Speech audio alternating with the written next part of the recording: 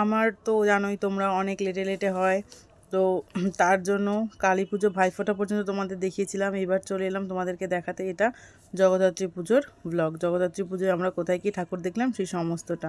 জগদ্ধাত্রী পুজোতেও মানে পুজোর আগের দিন আর পুজোর দিন দুদিন বেরানো হয়েছিল ঠাকুর দেখতে।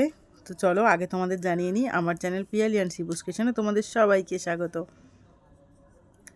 আর তোমরা যারা আমার পাশে আছো, সাপোর্ট করছো, তাদেরকে অনেক অনেক ধন্যবাদ। যারা শুধু ভিডিওটা দেখে চলে যাও, সাবস্ক্রাইব করোনি, তারা প্লিজ চ্যানেলটা সাবস্ক্রাইব করে দিয়ে পাশে থাকো।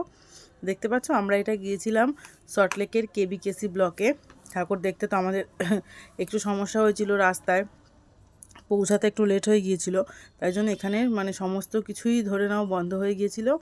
শুধু ওই কানের দোকান টোকানগুলো একটু খোলা ছিল, দু একটা এই যে খাবার স্টল ছিল, তো ওখান থেকে আমরা দু একটা কানের কিনলাম, বাচ্চারা একটু খেলনা কিনলো। আমাদের সঙ্গে আমাদের আরেকজন বন্ধু গেছিলো, তো এই যে সবাই মিলে এরকম যাওয়া হয়েছিল, দিয়ে ঘুরে বাড়ি চলে আসা হয়েছিল। ওখান থেকেই স্টল থেকে চাউমিন এগরোল এসব খাওয়া দাওয়া করে। এটা তার পরের দিনের ভিডিও। এটা ছিল আমাদের বাড়ির সামনে পদ্মপুকুর মাঠে, ওখানে প্রত্যেক বছর জগদ্ধাত্রী পুজো হয়, তো সেইখানে এটা জগদ্ধাত্রী পুজোর দিনেরই ভিডিও। এখানে দেখো প্রচুর মেলা বসে আর প্রচুর ভিড় হয়, মানে অনেক জায়গা থেকেই লোক যারা জানে আসা পসিবল তারা মোটামুটি এখানে আসে। দেখতে পাচ্ছ এখানে এরকম বাজি প্রদর্শনী হয়, তো এই যে দেখো বাজি ফাটছে আর ভিড় দেখো, শুধু মানুষের মাথা দেখা যাচ্ছে প্যান্ডেলে, মানে প্রতিমার সামনে পর্যন্ত যাওয়া যাচ্ছে না, এতটা ভিড়। শুধু কাতারে কাতারে মানুষ জাস্ট এই বাজিটুকু দেখার জন্যই দাঁড়িয়ে আছে।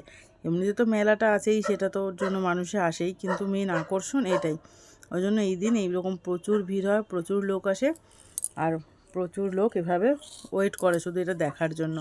তো এটা দেখার পর এটা যখন শেষ হয়ে যাবে আমরা মেলার দিকে এগিয়ে যাব, আর তারপর তার আশেপাশে আর দু একটা ঠাকুর হয়, সমস্ত কিছু দেখে নিয়ে বাড়ি চলে আসব। এভাবেই কাটিয়েছিলাম দিনটা।